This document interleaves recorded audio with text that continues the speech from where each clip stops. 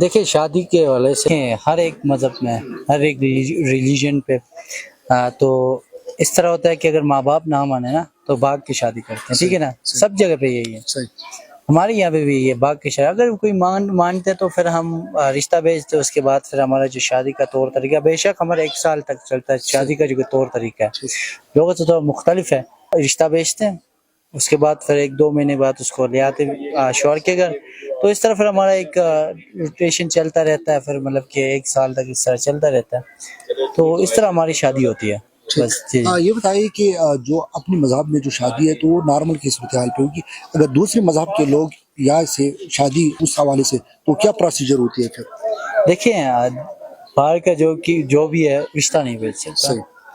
تو باہر کے ساتھ باہر لوگوں کے ساتھ ہمارا کوئی رشتہ نہیں ہو سکتا، کوئی کلاش اور مسلم اور ہندو اور کرسچن ان کے ساتھ کسی کے ساتھ رشتہ نہیں ہوتا ہمارا،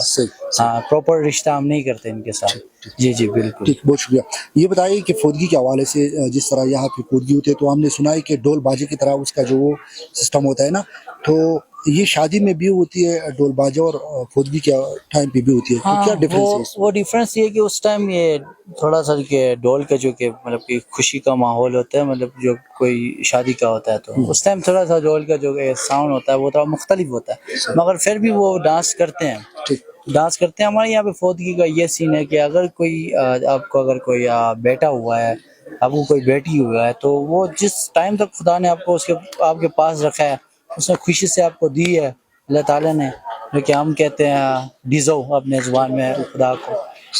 تو اس نے آپ کو اگر خوشی سے کوئی چیز دی ہے تو اگر لاسٹ پہ اگر وہ جا رہا ہے اس کی طرف، وہ اللہ کی طرف جا رہا ہے، تو ہم بھی پھر اس کو خوش سے رخصت کرتے ہیں، کیونکہ ٹھیک ہے، بہت شکریہ۔ آخر میں بس بارش بھی آ گئی ہے، یہ بتائیے کہ یہاں پہ مین مسائل کون کون سی ہے؟ یہاں پہ سب سے مین مسائل ہے ٹورزم جو کہ یہاں پہ پھیلی ہوئی ہے، بڑا مطلب کہ نیگیٹو ٹورزم یہاں پہ پھیلی ہوئی ہے، جو کہ مطلب کہ لوگوں کی یوٹیوب میں ویڈیوز دیکھنے کے بعد یہاں پہ پہنچتی ہے، ٹھیک ہے، اور دوسرا یہاں پہ سڑک کی بات ہے، اور یہاں پہ سڑک بھی صحیح نہیں ہے، اور تیسرا یہاں پہ ہاسپٹل